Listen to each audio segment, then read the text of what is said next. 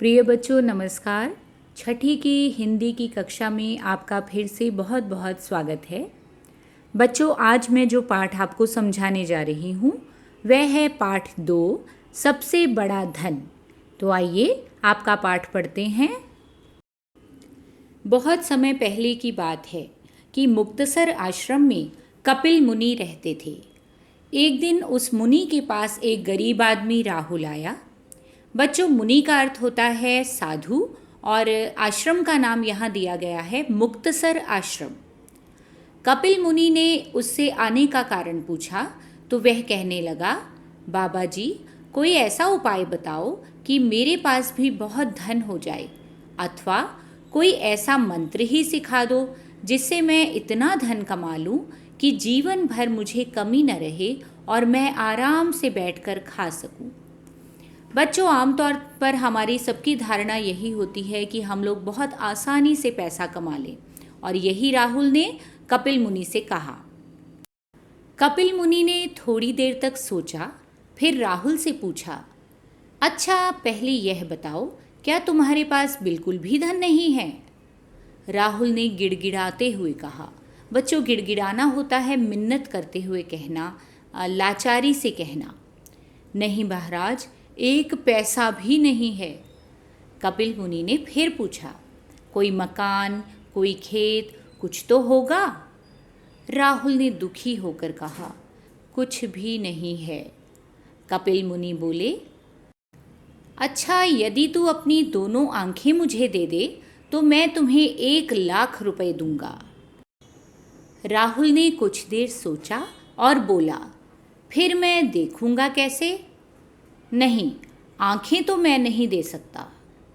मुनि फिर बोले, अच्छा तो दोनों हाथ दे दे। राहुल सोच में पड़ गया, फिर बोला, फिर मैं काम कैसे करूँगा? हाथ देकर तो मैं कुछ भी नहीं कर सकूँगा, यह नहीं हो सकता। मुनि ने कहा, अगर तू अपने दोनों पैर दे सके तो मैं तुझे 2,00,000 रुपए दे सकता हूँ। राहुल बहुत घबराया और कहने लगा, पैरों के बिना तो मैं चल फिर नहीं सकूँगा, ना कहीं आ सकूँगा ना कहीं जा सकूँगा, इसलिए पैर तो मैं बिल्कुल नहीं दे सकता। कपिल मुनि को गुस्सा आ गया। वह बोले, सोच लो, तुम्हें धन चाहिए और मैं तुम्हें धन देना चाहता हूँ, परंतु जब तू कुछ देगा तभी तो बदले में तुझे धन मिलेगा। यदि तू अपना मुख मुझे दे दे तो मैं तुझे 10,00,000 रुपए दे सकता हूँ।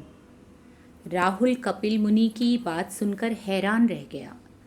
वह बोला, हे मुनिराज, यदि मैं अपना मुख ही आपको दे दूंगा तो मैं कैसे खाऊंगा, कैसे पीऊंगा? खाए पिए बिना जीवित कैसे रहूंगा? ना किसी से बात कर सकूंगा। आप बताएं, फिर धनवान बनने का लाभ ही क्या है? अब तो कपिल मुनि तंग आ गए। बच्चों कपिल मुनि तो अब परेशान हो गए क्योंकि वह उसके शरीर का एक एक अंग मांग रहे थे और वह राहुल हमेशा मना कर रहा था। वह बोले, तुम देना तो कुछ भी नहीं चाहते, बिना कुछ दिए ही धन प्राप्त करना चाहते हो।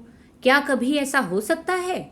मैं जो तुमसे लेना चाहता हूँ उसमें से तुम कुछ भी नहीं दे सकते। अच्छा तुम ही बताओ कि तुम क्या दे सकते हो?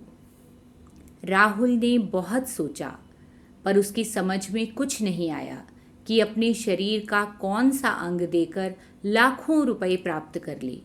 वह कुछ नहीं बोला तो कपिल मुनि ने फिर पूछा, क्या तुम केवल अपनी जीभ मुझे दे सकते हो?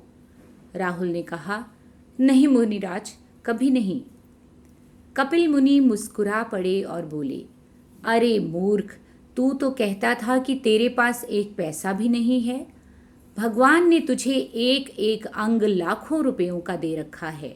स्वस्थ शरीर ही सबसे बड़ा धन है। इससे मेहनत कर और कमाकर खा, इससे ही तुम्हें जीवन भर सुख मिलेगा। राहुल सब कुछ समझ गया और उसने मेहनत करनी शुरू कर दी।